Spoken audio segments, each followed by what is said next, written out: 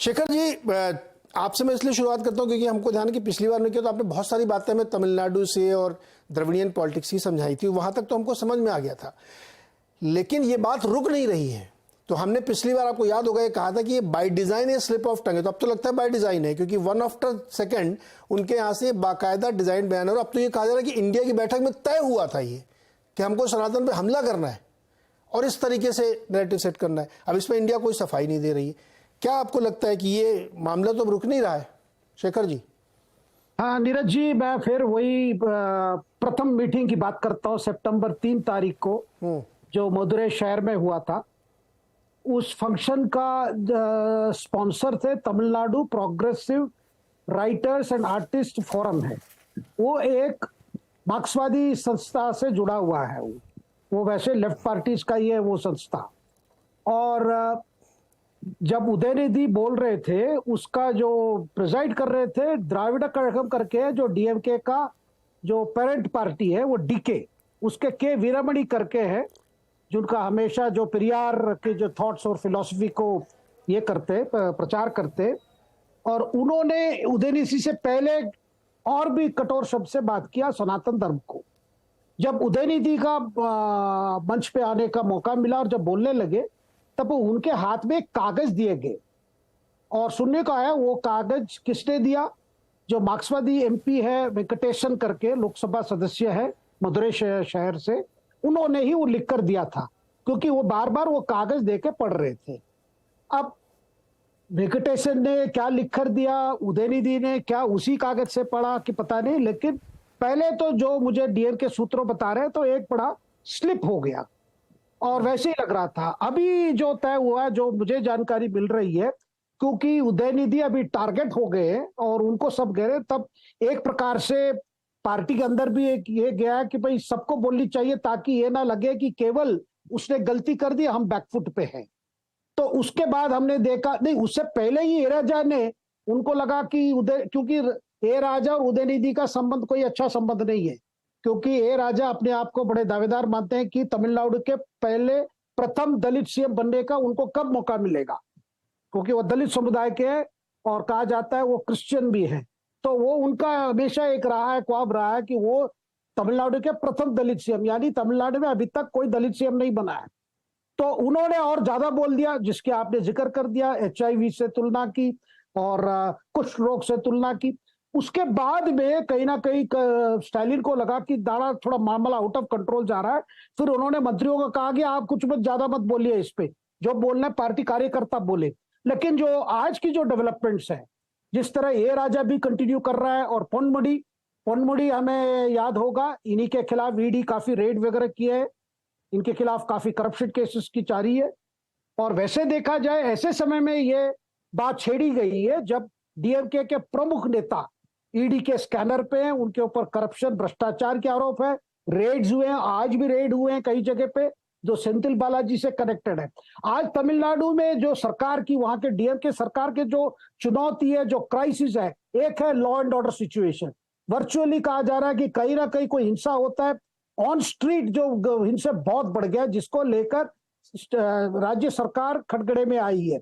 Number 2 जो कहा जा रहा है कि जो कारण है, एक जो स्टालिन परिवार को लग रहा है कि वो अल्टीमेटली शिकार हो जाएंगे, क्योंकि ईडी का जिस तरह स्टेप बाय स्टेप इन्वेस्टिगेशन जारी है, और उनको ये डर लग रहा है कि कहीं सेंथिल बालाजी अप्रूवर ना बन जाए और उनकी परिवार के कुछ सदस्यों के नाम ले लेते।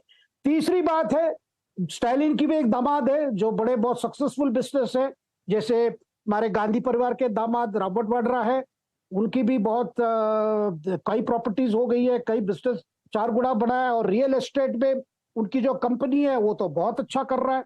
तो ये सब अगर देखा जाए, और इसके ऊपर जो कैंपेन ऑपोजिशन की तरफ से जो अण्णामलाई कर रहे हैं, जो पदयात्रा शुरू की है उन्होंने रामेश्वरम से, ये सारे मुद्दे को बार बार खास करके करप्शन को लेकर बहुत लोग परेशान हैं। मैंने पिछले बार भी कहा था, इतना तक शराब खरीदारी छोड़िए, शराब बिक्री में भी उन्होंने करप्शन नहीं छोड़ा है। आपको 10 रुपया 20 रुपया ज्यादा देना पड़ता है, जो भी अमाउंट हो। तो यह हालत है आज तमिलनाडु में। लॉ एंड ऑर्डर बड़ी इश्यू है, महिला को सुरक्षा को लेकर बड़ी इश्यू है, और ऊपर से हम देख रहे हैं, और सुशासन, ज्यादातर तो सुशासन की इश्यू है, वो भी बड़ा इश्यू है। तो ऐसे समय में उनको लग रहा है भाई फिर कहीं हम, गलती तो हो गई किसी कारण, उदयनिधि ने जो बोलना, जिस तरह बोलना नहीं था, लेकिन ये जो आर्ग्यूमेंट दे रहे हैं लॉजिक कि हम जाति पर जो ये हुआ है उसी पर बोल रहे हैं, हम ये 4 वर्ण को लेकर जो अत्याचार हुआ है उस पर बोल रहे हैं, ये सब डाइवर्शन है। लेकिन कहीं ना कहीं कांग्रेस की तरफ से इशारा होने के बावजूद भाई इसको टोन डाउन कीजिए, टोन डाउन कीजिए, फिर भी मुझे लगता है नहीं कर रहे। इसका मतलब डीएमके अब एक फैसला कर लिया है कि इसमें वो कांग्रेस को मदद नहीं करेंगे, कुछ भी हो उत्तर भारत में कांग्रेस के लिए, शेखर जी, इसमें डीएमके मदद नहीं करेंगे। मुझे लग रहा है कि वही स्थिति आ रही है जो आपको याद होगा, आई.के. गुजराल के सरकार जब जैन कमीशन रिपोर्ट को लेकर जब कही गई थी डीएमके, क्योंकि जैन कमीशन ने कहा था लिट्टे यानी लिबरेशन टाइगर्स ऑफ तमिलम, जो तमिल एक्सट्रीमिस्ट जो श्रीलंका में थे, उनकी ग्रोथ तमिलनाडु का कारण है डीएमके का समर्थन, करुणानिधि का समर्थन करके जैन कमीशन में इशारा किया था।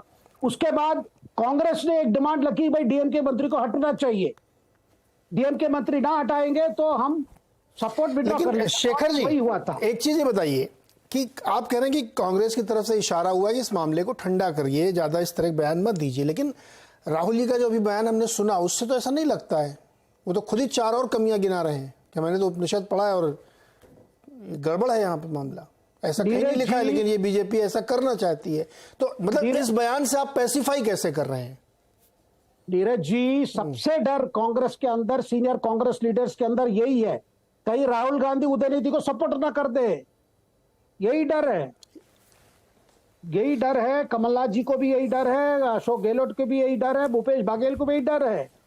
ये कहते कहते कहीं वहां तक पहुंच ना जाए उदयनिधि के पास। जब राहुल स्वयं कनिमोझी को रिक्वेस्ट किए थे भाई टोन डाउन करो, ये ऐसा मत बोलिए, अभी हमारे लिए दिक्कत है, इसका मतलब कि हम आपके स्टेटमेंट पे लगभग, मतलब हमारी भी वही विचार है लेकिन 19-20 का फर्क है, लेकिन अभी मत बोलिए, इस तरह की इशारा किया गया था। लेकिन कांग्रेस के आज के तारीख में सबसे बड़ी डर है कि कहीं राहुल गांधी पूरा समर्थन ना कर दे जी। अगर वो कर देंगे फिर तो बीजेपी चाहेगी कि भारत रत्न दिया जाए उदयनिधि स्टालिन को। प्रियंक खड़गे ने तो कर ही दिया सर, प्रियंक खड़गे तो कर ही रहे थे।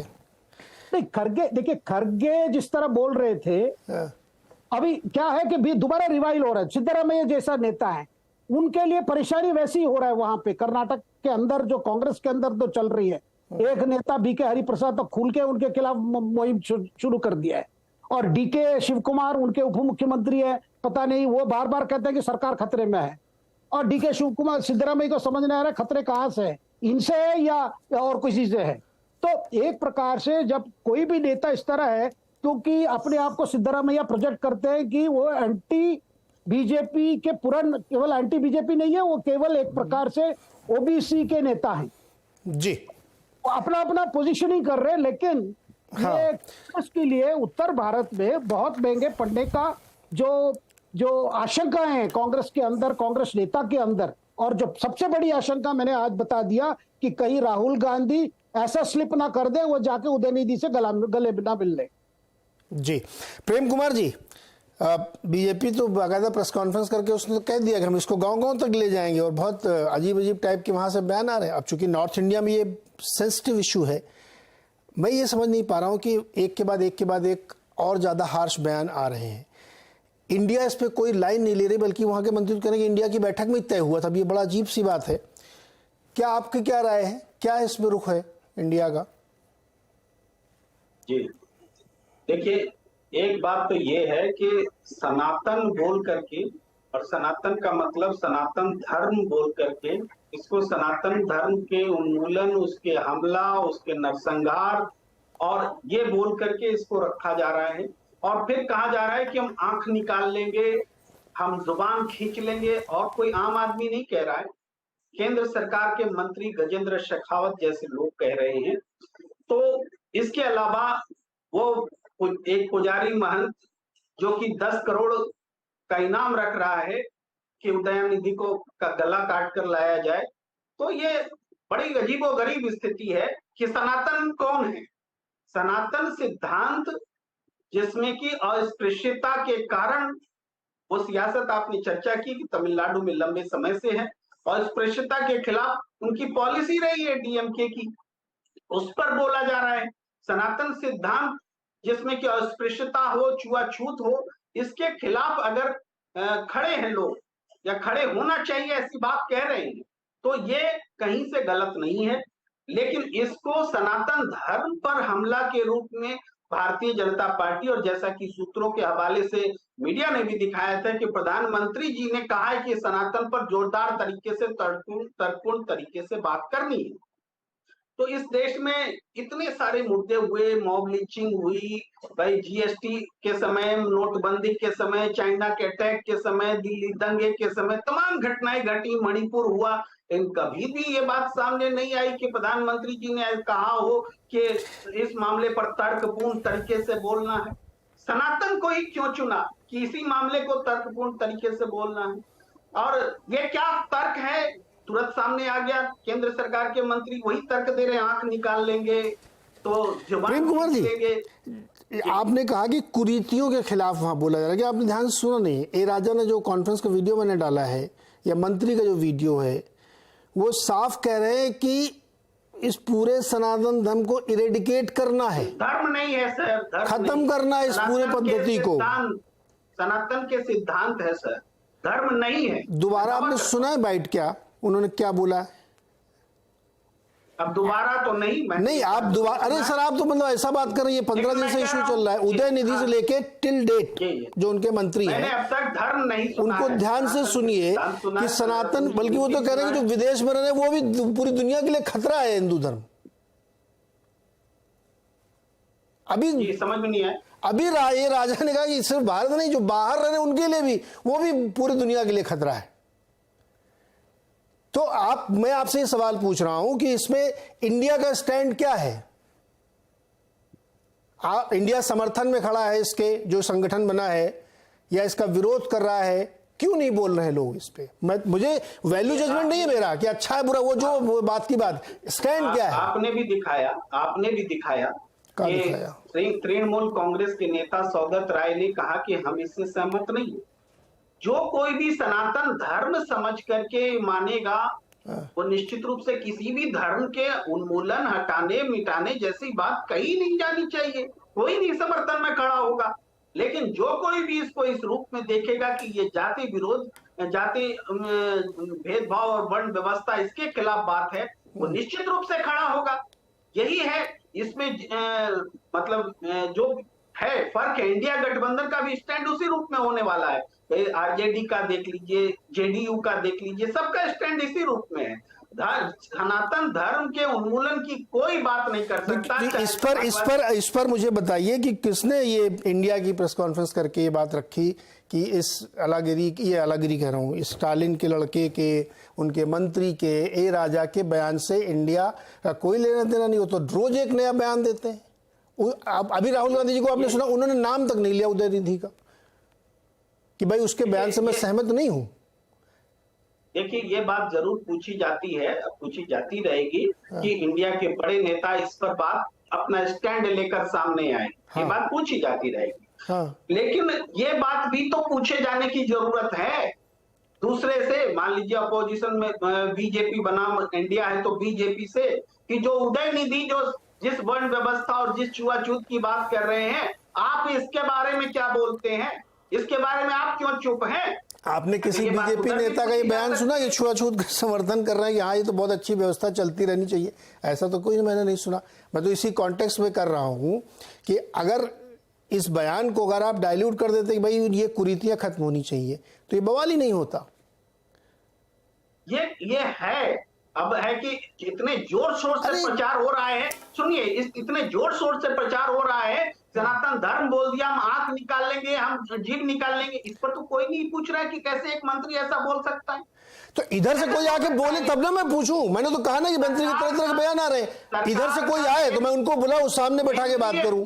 जब कोई आने को तैयार नहीं है तो मैं बीजेपी को क्यों बुला के हमसे चर्चा करूं? ये आम नागरिक का हक है कि केंद्र सरकार का कोई मंत्री, आम नागरिक का ये हक है कि तमिलनाडु के पूरी सरकार एक व्यू रख रही है, उस पर कोई व्यू जो उनके गठबंधन के लोग, अरे वो तो प्रेम जी आप समझ नहीं रहे, वो कह रहे हैं कि इंडिया ने तय किया है, उसको आगे मना करना चाहिए। नहीं, एक मिनट प्रेम जी, पिछली बार इस चर्चा में नहीं थे, मैंने एक बात कही थी कि जब आप चुनाव लड़ने जाएंगे ना तो ये पुस्तकालय वाला डिस्कशन नहीं होता वहां पे कि नहीं नहीं नहीं नहीं सनातन धर्म की, चलो हम लोग पहले तत्व चर्चा एक करते हैं। आप जाएंगे समझाने राहुल गांधी अमेठी के वोटरों को कि नहीं नहीं उदयनिधि ने ऐसा नहीं बोला था। थोड़ा सा ग्राउंड की रियलिटी समझिए ना सर। मैंने पहले भी कहा था कि हम टीवी पर डिबेट करें, लेकिन ये लाइब्रेरी की डिबेट नहीं है।